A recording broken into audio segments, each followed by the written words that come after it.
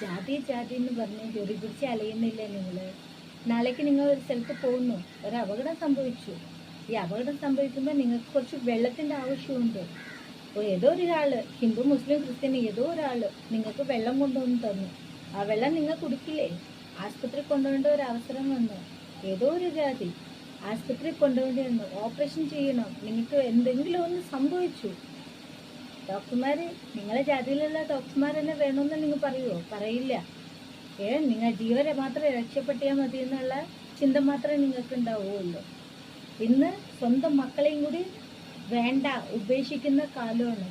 ജാതി രണ്ട് ജാതിയേ ഉള്ളൂ, ആണും പെണ്ണും. അതല്ല കറക്റ്റ്. നമ്മൾ അത് മാത്രം നോക്കിയാൽ മതി, ജാതി നോക്കേണ്ട ആവശ്യമില്ല.